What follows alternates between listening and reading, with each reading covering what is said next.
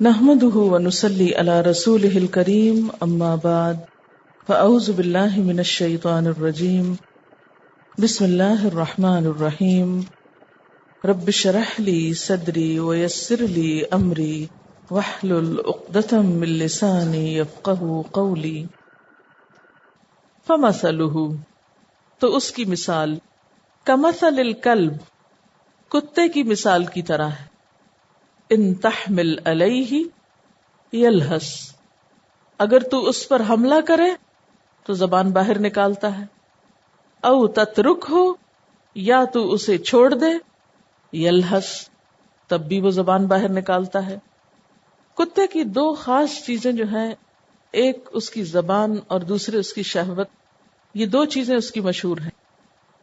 یعنی بندہ زبان ہے، یعنی یا تو کھانے پینے کا شوقین ہے، ہر چیز کو سونگتا ہے۔ کیوں سونگتا ہے؟ کیا پتہ کھانے کی ہو تو کھا لوں، اٹھا لوں، اور دوسرے اس کی سیکس۔ تو انسانی خواہشات میں بھی یہ دو چیزیں بہت غالب ہوتی ہیں، جن کی پیروی میں عموماً لوگ دین کو چھوڑ جاتے ہیں یا دین پہ قائم نہیں رہ سکتے، یا قائم رہنا بہت مشکل لگتا ہے۔ کتا اپنے مالک کے لیے جان بھی دے دیتا ہے نا، تو لالچی انسان بھی جو اس کا آئیڈیل ہوتا ہے، جو اس کی غرض ہوتی ہے، یہ خواہش نفس ہی اس کا خدا بن جاتی ہے نا، اصل میں تو وہی اس کی مالک ہو جاتی ہے۔ یعنی خواہش نفس ایسے انسان کو اپنے کنٹرول میں لے لیتی ہے، تو وہ اپنی عزت، دین، ایمان، جان سب کچھ اسی کی راہ میں قربان کر دیتا ہے۔ یعنی کتے کو شکار کرنے کے لیے ٹرین کیا جاتا ہے کہ جاؤ اور کچھ لے کے آؤ، شکار کر کے آؤ، چھین کے آؤ۔ تو جب ایسے شخص کے پیچھے شیطان پڑ جاتا ہے تو وہ بھی اس کو یہی سبق دیتا ہے کہ جاؤ چھین لو، شکار کر لو دنیا کا۔ اور کتے کی دم کے ٹیڑھے ہونے کی بات بہت مشہور ہے کہ اس کو جتنا بھی سیدھا کرو تو وہ اینڈ آف دا ڈے ٹیڑھی ہی ہوگی۔ تو ایسے شخص کو بھی جتنی نصیحتیں کرو، جتنا سمجھاؤ، اس کی جو کجی ہے وہ نہیں جائے گی۔ کتے کی ایک اور خصوصیت ہے کہ بھونکتا بہت ہے، بھونک کر ہر چیز کا استقبال کرتا ہے۔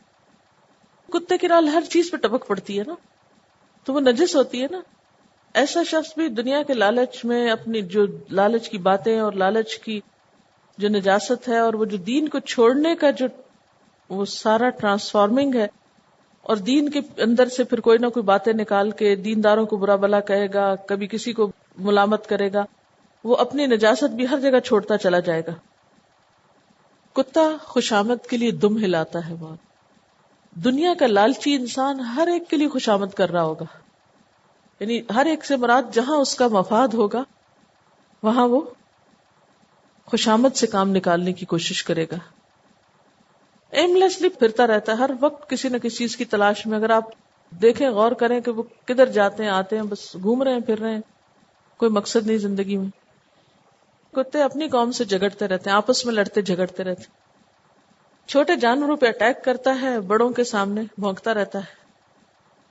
بھونکتے ہوئے کتے کو ہڈی ڈال کے چپ کرایا جاتا ہے۔ ایسے شخص کی زبان بند کرنے کے لیے بھی آپ کو کوئی ہڈی پھینکنی پڑتی ہے۔ کہتے کہ بہت محنت سے کھڈے کھود کے بیکار قسم کی ہڈیاں اس میں چھپاتا رہتا ہے، دباتا رہتا ہے، یعنی فضول بیکار قسم کی چیزوں کو بھی جمع کر کر کے رکھتا ہے۔ لالچ کے مارے گندی سے گندی چیز بھی کہتے کہ اپنی قے کو چاٹ لیتا ہے۔ جی ایک حدیث میں بھی آتا ہے نا کہ جیسے وہ کتا جو اپنی قے کو چاٹ لے، جو شخص تحفہ دے کے واپس لے لے، اس کے لیے یہ مثال آتی ہے نا۔ یعنی لالچ کی انتہا ہے، اپنے بچوں تک کو کھا جاتے ہیں، خود غرضی کی انتہا۔ کسی نے لکھا کتا وفادار بھی ہوتا ہے اور اپنے مالک سے وفاداری کرتا ہے، مگر جب وہ پاگل ہو جاتا ہے تو اپنے مالک پہ بھی چڑھ دوڑتا ہے، اپنے مالک کو بھی کاٹ کھاتا ہے۔ تو اسی طرح ایک دیندار انسان جب قرآن کا علم حاصل کرتا ہے تو اپنے رب کا وفادار ہو جاتا ہے، مگر یہی انسان جب دنیا کی محبت میں پاگل ہوتا ہے تو حلال حرام کی تمیز اس کو مٹ جاتی ہے، اور وہ اپنے خالق اور شیطان کے احکام میں پھر فرق نہیں کرتا کہ کس کے راستے پہ چلنا ہے اس کو۔ یہ دنیا کی محبت بھی انسان کو پاگل کر دیتی ہے نا۔ سأصرف عن آیاتی الذین یتکبرون فی الارض بغیر الحق۔ سوچتی تھی کہ کس طرح اللہ تعالیٰ تکبر کی سزا دنیا میں انسان کو دیتے ہیں کہ کائنات کی نشانیاں اور اللہ کی باتیں سمجھ میں ہی نہیں آتی، حالانکہ وہ بہت بڑی حقیقت ہے۔ اب آپ دیکھیں کہ یہ بات کس کی ہو رہی ہے، ایک عام شخص کی، لے مین کی نہیں ہو رہی۔ یہ قرآن پڑھے ہوئے شخص کی بات ہو رہی ہے جو محض دنیا کے فائدے کے لیے قرآن کا راستہ چھوڑ دے، وقتی طور پر متاثر ہو کے دین کا لبادہ اوڑھ لے، دنیا نظر آئے تو لبادہ اتار پھینکے. یہاں لبادہ اتارنے کی بات ہے نا اس میں. فَانْسَلَخَ مِنْهَا، جب دنیاوی مفاد کی بات آئی سب حجاب اتر گئے. کتے کو چھوڑ کے اب اپنے اوپر آ جائیں کہ ہم کیا کرتے ہیں. ہمارے معاشرے میں بھی ایسے کردار نظر آتے ہیں، اور اس کے لیے ہمیں اللہ تعالیٰ سے دعا کرنی چاہیے کہ ربنا لا تزغ قلوبنا بعد اذ ہدیتنا، اللہ ہمارے دلوں کو ٹیڑھا نہ کرنا اس کے بعد کہ تو نے ہمیں ہدایت دی، یعنی اپنا بنا کے چھوڑنا نہیں. تو بات یہ ہے کہ شیطان چونکہ ہمارے پیچھے لگا ہوا نا، اس کے پیچھے بھی شیطان لگتا ہے نا، شیطان پیچھے لگا ہوا نا، تو وہ ہر وقت ایسی باتیں ہمیں سجھاتا رہتا ہے کہ تم چھوڑو اس کو، کیا ملا تمہیں یہ سب کچھ کر کے، کتنے مسئلے ہو گئے تمہاری زندگی میں، کتنے آزاد ہیں وہ لوگ جو یہ سب نہیں کر رہے، کتنے مزوں میں رہ رہے ہیں، تم نے ہر چیز اپنے اوپر حرام کر لی، یہ کیا دین ہے، یہ بھی نہیں کرو، یہ بھی نہیں کرو، یہ بھی نہیں کرو. بعض اوقات کیا ہوتا ہے کہ ہم دین کی طرف کسی جذباتی فیصلے کی وجہ سے آ جاتے ہیں یا کسی وقتی فائدے کی خاطر، اور پھر جب وہ بوجھل لگتا ہے سب کچھ سب اٹھا پھینکتے ہیں. فَانْسَلَخَ مِنْهَا، سب لبادہ اتار دیا، سب ظاہر پرستی سب ختم کر دی. اس میں آپ دیکھیں کہ ہم میں سے ہر ایک کو دوسرے کے بارے میں نہیں اپنے بارے میں سوچنے کی ضرورت ہے کہ یہ آیت میرے لیے ہے. میں ہر سال اسٹوڈنٹس کو کہتی ہوں کہ اس آیت کو اپنی کسی خاص ڈائری میں ایسی جگہ لکھ کے لگا لیں کہ جب کہیں کوئی پھسلنے کا وقت آئے تو پڑھ لیں. کیونکہ ابھی تو ہم اکٹھے ہوتے ہیں نا، روز قرآن پڑھتے ہیں، ایک دن ذرا سا پیچھے ہٹا، اگلے دن پھر صفائی ہوگی، تھوڑا اور قدم آگے آ گیا، پھر ایک وقت ایسا آتا ہے کہ جب ہم واپس پلٹتے ہیں تو دنیا ہم کو گھیر لیتی، پھر اس کے فائدے اور نقصان سامنے رکھ کے سوچتے. قرآن پڑھتے ہوئے تو ہم آخرت کے فائدے اور نقصان کو سامنے رکھ کے سوچتے ہیں، جب دنیا میں ہوتے ہیں تو پھر دنیا کے فائدے نقصان کو سامنے رکھ کے سوچتے ہیں. اس وقت بہت کروشل وقت ہوتا ہے، بہت کروشل مومنٹ ہوتا ہے کہ جب ہمیں ڈیسیژن لینا ہوتا ہے کہ ہم دنیا کی طرف جائیں یا اللہ کے بن کر رہیں، اللہ ہی کے ہو کر رہیں. کیونکہ بعض اوقات آزمائش بہت سخت ہوتی. آپ دیکھیں کہ ایک بات یاد رکھیں، ہر ایک اپنے بارے میں سوچ کے رکھے، اس راستے پہ چلتے ہوئے وہ لمحہ آئے گا کہ جب آپ کو دنیا اٹریکٹ کرے گی، کھینچے گی اپنی طرف، وجہ کوئی بھی ہو سکتی. اس وقت بزور اس طرف مڑ جانا کہ نہیں مجھے ادھر نہیں جانا، مجھے تو اللہ ہی کی طرف جانا ہے، تو بڑا ہی اہم موڑ ہوتا ہے جس میں پھسلنے کا شدید ڈر ہوتا ہے. جسے آپ سیدھی گاڑی چلا رہے ہو نا تو کوئی ڈر نہیں ہوتا پھسلنے کا. جب آپ موڑ والی سڑک پہ جا رہے ہو، کسی پہاڑ پہ چڑھ رہے ہو، تو ہر موڑ پہ ڈر ہوتا ہے کہ آپ کھائی میں نہ جا پڑے. تو بلندی پہ جاتے ہوئے یہ مشکل پیش آتی. عام حالات میں آپ ایک نارمل انسان کی طرح رہنا چاہیں تو اتنی آزمائش نہیں ہو سکتی، لیکن جو ہی آپ اوپر جا رہے ہیں، جو ہی آپ گھوم کے اوپر جانے لگتے، آپ پہاڑ کے سفر کو امیجن کریں نا، تو ہر موڑ خطرناک ہے، ہر موڑ پہ گرنے کا ڈر ہے. اور گرے بھی تو انسان پھر جاتا کہاں ہے؟ بہت نیچے. بالکل اسی طرح ایک شخص دین کی وجہ سے بہت عزت پا گیا، جب دنیا کے لالچ میں آ کے گرا تو کتا بن گیا. وہ بندر بنے تھے نا، ایسے لوگ کتا بن جاتے ہیں. حضرت آدم اور حوا علیہ السلام کے ساتھ بھی تو یہی کیا تھا نا شیطان نے، ان کا بھی لباس اتروایا تھا. تو یہ جو لباس ہے ایک لباس بھی اور سمبل بھی ہے.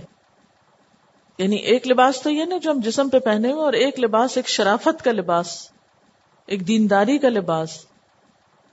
ایکچولی بات ہے آئیڈینٹی کی، آپ کی دینداری کی، پہچان کی. آپ جس چیز کے ساتھ پہچانے جا رہے ہیں آپ اپنی پہچان تبدیل کر لیں. اس میں آپ کا ظاہری حلیہ بھی بدلتا ہے، آپ کے ٹیسٹ بدلتے ہیں، آپ کی پورا ماحول بدلتا ہے، دوست بدلتے ہیں، ہر چیز بدل جاتی، پورا یو ٹرن ہوتا ہے.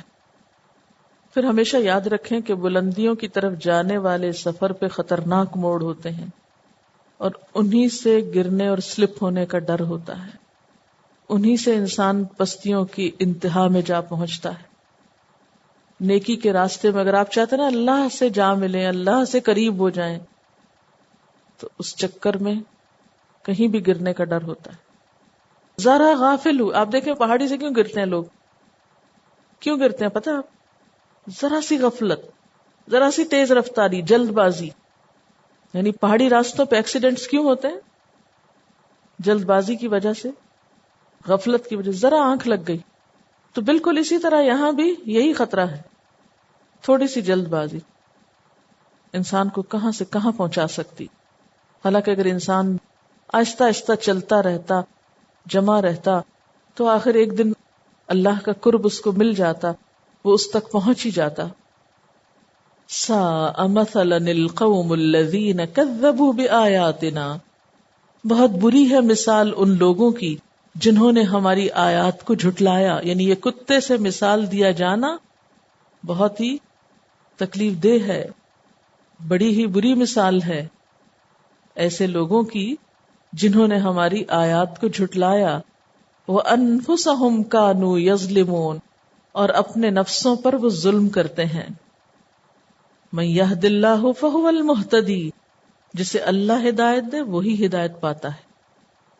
یہ کسی انسان کے بس میں نہیں ہے. وَمَن يُضْلِلْ، جس کو وہ بھٹکا دے، فَأُولَئِكَ هُمُ الْخَاسِرُونَ، تو یہی لوگ دراصل خسارہ پانے والے ہیں، نقصان اٹھانے والے ہیں. یہ جو اس کی کنکلوڈنگ آیت ہے، مَن يَهْدِ اللَّهُ فَهُوَ الْمُهْتَدِي وَمَن يُضْلِلْ فَأُولَئِكَ هُمُ الْخَاسِرُونَ، جس کو اللہ ہدایت دے وہ ہدایت پاتا ہے، اور جس کو وہ بھٹکا دے وہ نقصان اٹھا جاتے ہیں. اللہ کس کو ہدایت دیتا ہے؟ وہ سامنے کو نہیں، وہ اندر والے خانے کو دیکھ کے یہ چاہتا کیا ہے، یہ مجھے چاہتا ہے یا خود کو چاہتا ہے، یہ دین چاہتا ہے، آخرت چاہتا ہے یا دنیا چاہتا ہے. کیونکہ پیچھے پھسلنے والی بات تھی نا، یہ کس کو چاہتا ہے، اس کی مرضی کیا ہے، اس کے اندر کی تڑپ کیا ہے، اس کا گول اور ایم آف لائف کیا ہے. یہ سیلف پروجیکشن چاہتا ہے یا میرے دین کی بلندی چاہتا ہے. اس کو میرے دین کے ساتھ گزرنے والی کسی چیز پہ افسوس نہیں، اپنے ساتھ ہونے والی تھوڑی سی مشکل پر بھی بہت پریشانی. آپ دیکھیں نا اس وقت دین کا حال کیا ہو رہا ہے باہر، ہمیں کیا دکھ ہے ہمیں کوئی ہمدردی اپنے دین سے کہ اس کا مذاق اڑایا جا رہا ہے یا اس کو مس کوٹ کیا جا رہا ہے یا مس انڈرسٹینڈ کیا جا رہا ہے. کتنی زیادہ مس انڈرسٹینڈنگ ہے ہمارے دین کے بارے میں لوگوں کے اندر. ہے ہمیں کوئی دکھ آپ کے بارے میں کسی کو مس انڈرسٹینڈنگ ہو جائے تو آپ کی رات کی نیند اڑ جائے کہ فلاں شخص نے مجھے سمجھا نہیں، مس انڈرسٹینڈ کیا ہے. کتنی بے چینی لگ جاتی ہے. اللہ کے دین کے ساتھ یہ سب کچھ ہو رہا، ہم کو کوئی تکلیف نہیں. ہم جتنے اپنے معاملے میں سینسیٹیو ہیں، کیا اللہ کے دین کے معاملے میں بھی ایسے ہیں؟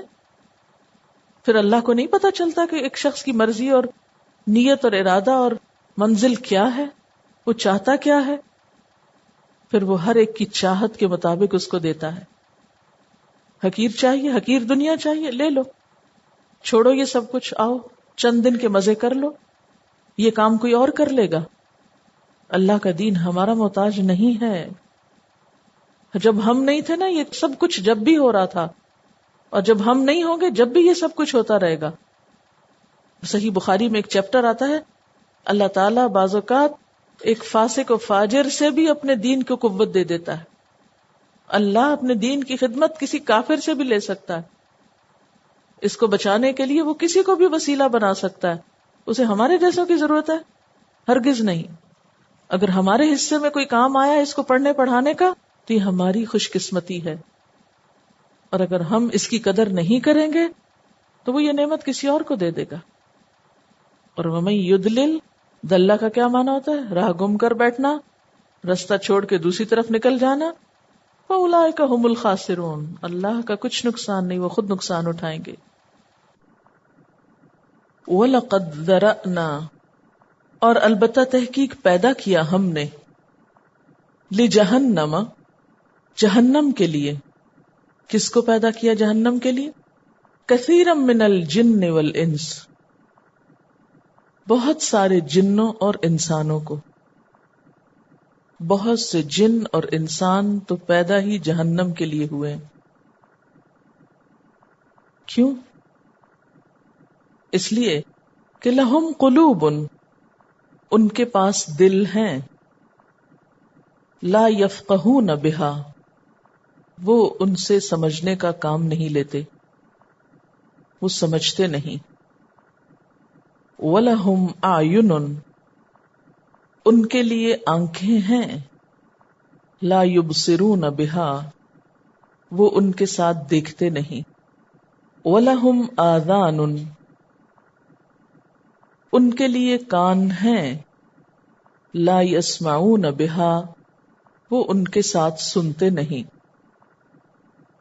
اولئک، یہ لوگ، کل انعام، جانوروں کی طرح ہیں، مویشیوں کی طرح ہیں.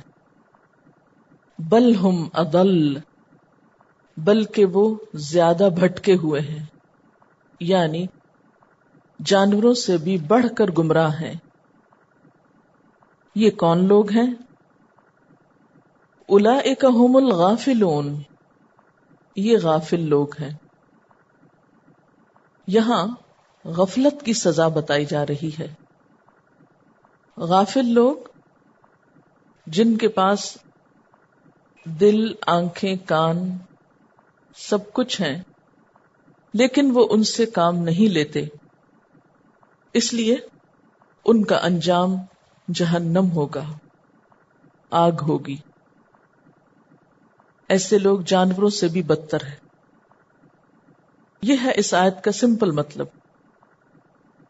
جس میں اصل سمجھنے کی ضرورت کس بات کی ہے کہ نمبر 1 ہم غفلت سے باہر نکلیں.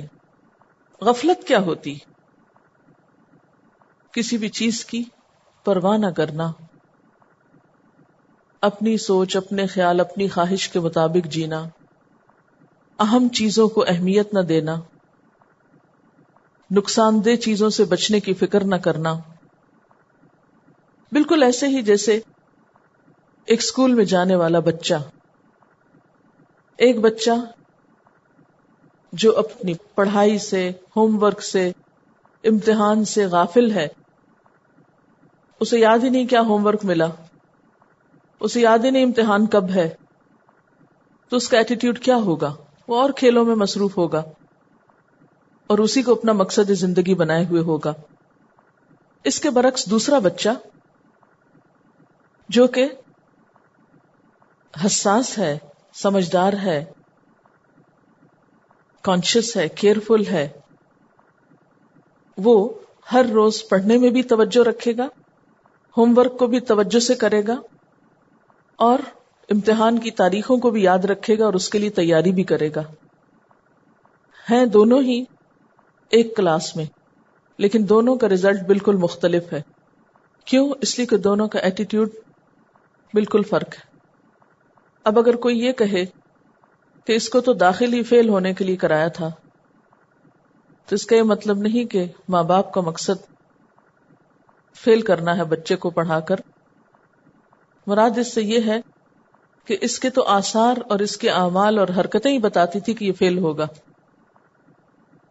یعنی سال بھر اس کا جو رویہ رہا، اس کی بنا پر ماں کو پہلے ہی پتا تھا یہ پاس نہیں ہو سکتا، یا کوئی بھی جج کر سکتا ہے، استاد جج کر سکتا ہے کہ یہ بچہ پاس نہیں ہو سکتا.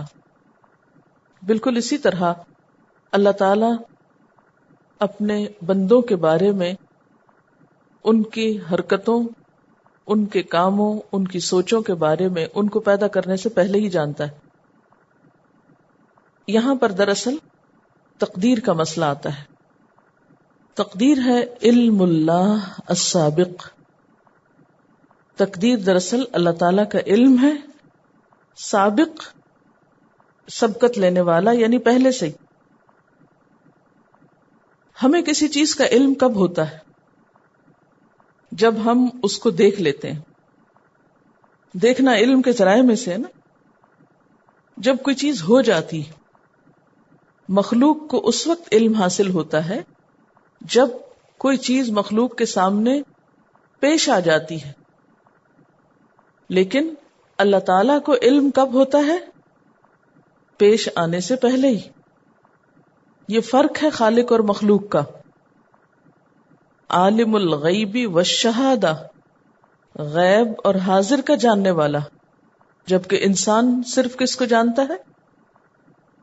حاضر کو، غیب کو نہیں جانتا. اللہ تعالی کا علم وسع کرسیہ السماوات والارض، اس کی کرسی آسمان و زمین پہ چھائی ہوئی ہے. اور کرسی کا مطلب کیا ہے؟ علم. اس کا وسیع علم ہر چیز پر محیط ہے. ولا یحیطون بشیء من علمہ الا بما شاء، اور وہ اس کے علم میں سے کسی چیز کا احاطہ نہیں کر سکتے مگر جتنا وہ خود چاہے. تو تقدیر دراصل اللہ تعالی کا وسیع علم ہے، اس کا حصہ ہے. تو جب اللہ تعالی بندوں کو پیدا کر رہا تھا تو اسی وقت اس کو معلوم تھا کہ یہ بندے غلط کام کر کے جہنم میں جائیں گے. اور غلطی کی ابتدا کہاں سے ہوگی؟ عقل استعمال نہ کرنے سے. یعنی وہ حواس جو اللہ نے علم حاصل کرنے کے لیے انسان کو دیے ہیں، اچھے برے کی پہچان کے لیے دیے ہیں، ان کو استعمال نہ کر کے. یہ بالکل اسی طرح ہے جیسے ایک شخص کے پاس پیسے ہوں اور وہ انہیں غلط کام میں استعمال کرے تو نتیجہ کیا ہوگا کہ وہ نقصان اٹھائے گا. تو جس طرح ہم پیسوں کو ایک ویلیو کرتے ہیں، اسی طرح ہماری آنکھوں کی بھی ایک ویلیو ہے، ہمارے کانوں کی بھی ہے، ہمارے دل کی بھی ہے. تو جو لوگ ان چیزوں سے اچھے کام لینے کی بجائے غلط کام لیتے ہیں، وہ لوگ دراصل نقصان اٹھا جاتے ہیں. تو وَلَقَدْ ذَرَأْنَا لِجَهَنَّمَ كَثِيرًا مِّنَ الْجِنِّ وَالْإِنسِ، ہم نے جہنم ہی کے لیے پیدا کیا. یعنی اللہ تعالیٰ نے ان پہ ظلم نہیں کیا، جبر نہیں کیا کہ وہ ضرور جہنم میں جائیں، بلکہ پیدا تو ان کو اچھے کاموں کے لیے کیا تھا.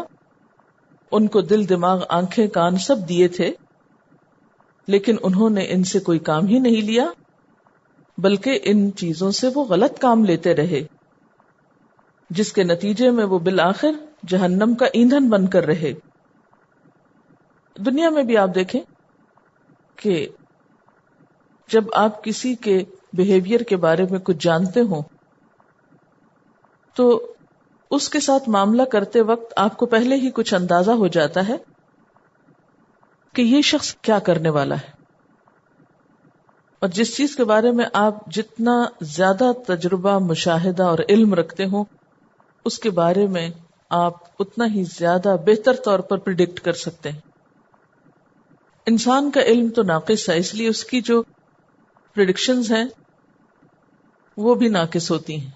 لیکن اللہ تعالیٰ کا علم کامل ہے، مکمل ہے.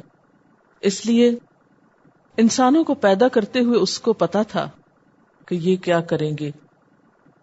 اور بنیادی چیز جس پر ہماری توجہ رہنی چاہیے وہ کیا ہے کہ ہم اپنی ان فیکلٹیز کو بہتر طور پر استعمال کریں، غفلت سے باہر آئیں. قرآن پاک میں بہت جگہ پر کان، آنکھ، دل کی بات ہوتی ہے، اور فزیکلی بھی آپ دیکھیں کہ جب دل بند ہوتا ہے تو انسان فوت ہو جاتا ہے. کان نہیں سنتے جب سو سکتے ہیں، سونے کے لیے آنکھیں بھی بند کرنی پڑتی ہیں. تو جس طرح ان اعضاء کے بند ہونے سے انسان سو جاتا ہے یا فوت ہو جاتا ہے، اسی طرح روحانی طور پر بھی اگر ہمارے یہ اعضاء بند ہوں، غافل ہوں، تو ہم ہدایت نہیں پا سکتے. بہت سی نشانیاں ہمارے سامنے ہوتے ہوئے بھی ہم کو نہیں دکھائی دیں گی. ایک اور بات یاد رہے آپ کو کہ حق اور سچائی ایک ایسی چیز ہے کہ جس کو ہر آدمی کو خود پانا پڑتا ہے. یعنی سچائی بھی رکھ دی گئی اور آنکھ، کان، دل بھی دے دیا گیا. ذمہ داری ہماری کیا لگائی کہ ان آنکھ، کان کو استعمال کر کے جہاں ہے اسے ڈھونڈ لو، پالو، تلاش کر لو. اللہ تعالیٰ نے اس کو پانے کے لیے ہر انسان کو کچھ صلاحیتیں عطا کی. جو شخص ان کو استعمال کرتا ہے وہ سچائی کو پا لیتا ہے. تو گویا سچائی کو پانا ہر شخص کا ایک ارادی اور شعوری فعل ہے. یعنی اس کے لیے آپ کو ارادہ بھی کرنا پڑے گا اور سوچی سمجھی کوشش بھی کرنی پڑے گی. اور اس کے برعکس جانوروں کے پاس بھی آنکھیں ہوتی ہیں. بھینس کی آنکھ کا سائز ہماری آنکھ سے بڑا ہو, گائے کی آنکھ کبھی دیکھی یا بکری کی آنکھ دیکھی, ہم سے زیادہ چمکتی ہوتی ہیں, لیکن ان آنکھوں کو وہ سب نظر نہیں آتا جو ہمیں نظر آتا ہے. اس لیے ہم اگر آنکھیں رکھتے ہوئے بھی نہیں دیکھتے تو اللہ کے نزدیک پھر جانوروں سے بھی بدتر ہے. چوپائے یا مویشی جو ہیں ان کو عقل اور تمیز نہیں دی گئی, اس لیے ان کو ہدایت کی تلاش کرنے کا مکلف ہی نہیں قرار دیا گیا کہ وہ اپنی کوشش سے ہدایت تلاش کریں, کیونکہ ان کے پاس تمیز ہی نہیں ہے, وہ اچھے برے کا فرق ہی نہیں کر سکتے. انسان کو اس کی توفیق بخشی گئی, پھر اگر انسان اس سے کام نہیں لیتا تو ان سے بدتر قرار پاتا ہے. لیکن انسان کو چونکہ اللہ نے اختیار دیا ہے, آزادی دی ہے, قوت دی, پھر اگر وہ اس کا استعمال نہیں کرتا تو وہ مجرم ہے. لیکن اس کے ساتھ ہی اللہ تعالیٰ قرآن پاک میں ایک اور جگہ پر فرماتے ہیں کہ اکثرہم لا یعقلون, اکثر لوگ عقل سے کام نہیں لیتے, ان چیزوں کو استعمال نہیں کرتے. اگر ہم اپنی ذات کی حد تک دیکھیں تو جتنی ہماری عمر ہے اتنے ہی سال سے ہم کو یہ سب کچھ ملا ہوا ہے, آنکھیں, کان, دل. لیکن اس سے پہلے ہمیں اللہ تعالیٰ کی محبت اور اس کے ساتھ ایک اپنائیت کیوں نہیں محسوس ہوتی تھی؟ کیونکہ ہم غفلت میں پڑے ہوئے تھے, کیونکہ ہم اللہ کی کتاب کو پڑھتے ہی نہیں تھے. تو اسی لیے اللہ تعالیٰ فرماتے ہیں هل يستوي الذين يعلمون والذين لا يعلمون, کیا وہ لوگ جو علم رکھتے ہیں اور جو نہیں رکھتے وہ برابر ہو سکتے؟ نہیں ہو سکتے. آنکھ اس وقت بھی نہیں دیکھتی جب باہر کی روشنی نہ ہو.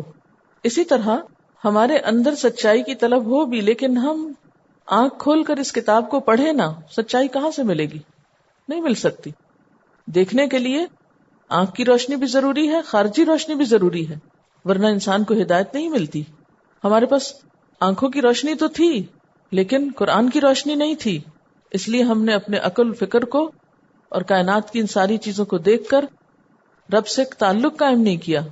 اب کیا وجہ ہے کہ یہی قرآن پڑھنے کے بعد ہمیں ہر چیز میں رب کی پہچان ملتی ہے؟ یہ فرق کیوں ہو گیا؟ غفلت سے نکلے تو ہو گیا نا. اور اب بھی اگر آپ یہ کام نہ کریں اور غفلت میں پڑے رہیں, سوئے رہیں, اگر ہماری آنکھ بھی بس اس طرح دیکھتی ہے جیسے ایک جانور کی آنکھ دیکھتی ہے کہ وہ راستہ دیکھتی ہے یا اپنے خواہشات نفس کی چیزیں دیکھتی ہے. اب دیکھیں کہ بلی کو, مرغی کو, چیل کو, ہر ایک کو اپنا شکار کہاں کہاں سے نظر آ جاتا ہے. ہو سکتا ہے آپ کا دھیان ہی ادھر نہ جائے. تو ہم بھی اگر جانوروں کی سطح پر جئیں اور صرف اپنی خواہشات کی چیزیں ہی ہم کو نظر آئیں, پھر ہم میں اور ان میں فرق کیا؟ جبکہ اللہ نے ہمیں صرف اپنی خواہشات پوری کرنے کے لیے دنیا میں پیدا نہیں کیا تھا, اس نے ہمیں اپنی پہچان حاصل کرنے کے لیے پیدا کیا تھا کہ جاؤ اور دیکھو اور جو کچھ میں نے تمہیں دیا ہے اور جو نعمتیں بنائی ان کے ذریعے مجھ کو پہچانو. لیکن ہم نے اس سے یہی کام تو نہیں لیا. سب کام لیے ان آنکھوں سے, سب باتیں بولی اس زبان سے, سب کچھ سنا ان کانوں سے, نہیں سنا تو اللہ کا کلام نہیں سنا. پھر دلوں کا حال کیسے بدلے گا؟ تو ہمیں ارادی طور پر کوشش کر کے ان آیات کو پڑھ کے اپنے ان فیکلٹیز کو کام میں لا کر اس مقام تک پہنچنا ہے جو ہم سے ہمارے خالق نے چاہا ہے, اور غفلت سے نکلنا ہے, اور غفلت میں پڑے ہوئے سوئے ہوئے لوگوں کو جگانا ہے. اور ان کو جگانے کا طریقہ بھی یہی ہے, اسی روشنی کے ذریعے. یہی دن جب چڑھے گا تب بات بنے گی, ورنہ تو پھر غفلت میں پڑے ہوئے جانوروں کی طرح زندگی بسر کر کے دنیا سے رخصت ہو جائیں گے. ایک اور بات جو اس آیت سے پتہ چلتی ہے وہ کیا ہے کہ انسانوں کے علاوہ اللہ تعالیٰ نے جنات بھی پیدا کیے, اور جو قوتیں انسان کو ملی ہیں وہ جنات کو بھی ملی ہیں. لہم قلوب, ان کے لیے دل ہیں. تو یہ دونوں کی طرف اشارہ ہے, یعنی حساب صرف انسانوں سے ہی نہیں ہوگا, جنوں سے بھی ہوگا. ان کے لیے بھی آنکھیں ہیں, ان کے بھی کان ہیں, یعنی دونوں ہی مکلف ہیں, دونوں کا حساب ہے, اور دونوں کے لیے جہنم ہے اگر وہ غفلت میں زندگی بسر کریں. اس غفلت سے نکلنا ہوگا. وآخر دعوانا ان الحمد للہ رب العالمین. سبحانک اللہم وبحمدک نشہد ان لا الہ الا انت نستغفرک ونتوب الیک. والسلام علیکم ورحمۃ اللہ وبرکاتہ.